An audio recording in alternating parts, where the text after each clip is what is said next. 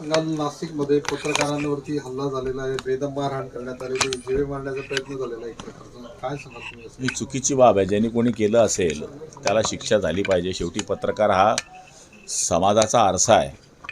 समाजाच्या सगळ्या गोष्टी स्पष्टपणे दाखवण्याचं काम तो करत असतो आणि अशा पद्धतीने त्याच्यावर हल्ला करणं ही निषेधाची बाब आहे आणि योग्य ती कारवाई पोलीस डिपार्टमेंट करेल असं मला खात्री आहे आणि ती करावी. बच्चू कडू यांनी तुमचं आव्हान स्वीकारलेलं आहे. 5 ऑक्टोबरला ते जळगाव जिल्ह्यात येणार आहे. सत्तेमध्ये गेलेल्यावर आपला आवाज दबलेला दिसतो असं ते म्हणत आहेत.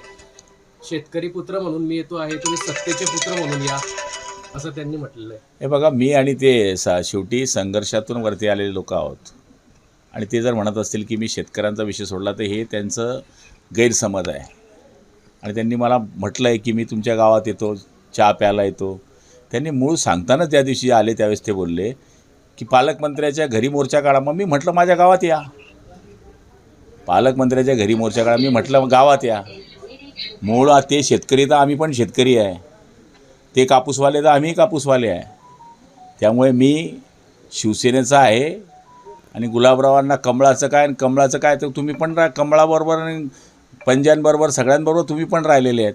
त्यामुळे त्यांनी किती बोलावं आणि मी किती बोलावं त्यापेक्षा मी व्यक्तिशः कोणावर टीका कधी करत नाही आणि माझी करण्याची मानसिकता नसते. त्यांनी स्वतःच म्हटलं होतं की पालकमंत्र्याच्या घरी मोर्चा काढा. मी म्हटलं या, हे कोण नाही म्हणणार.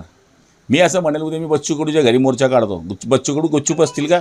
ते म्हणतील या. मी पण म्हणतो या, तयार करतो चहा पाणी नाश्ता त्यांना देतो.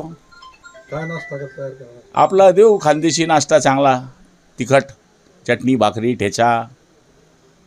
ठीक आहे. भाऊ, रोहित पवार या ठिकाणी म्हणतात अधिकाऱ्यांची आमसभा पार पडली, त्याच्यात रोहित पवार बोललेले आहे की माज दाखवू नकोस, तुमच्या बापाचा पैसा आहे का? अधिकाऱ्यांवर संताप व्यक्त करताना रोहित पवारांची जीभ घसरली. काय सांगा?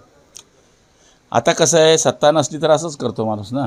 शेवटी त्यांच्यासारख्या तरुण नेतृत्वाने असं बोलणं उचित नाही आहे. त्यांनी या गोष्टी सांभाळून बोलाव्यात अशी अपेक्षा आहे.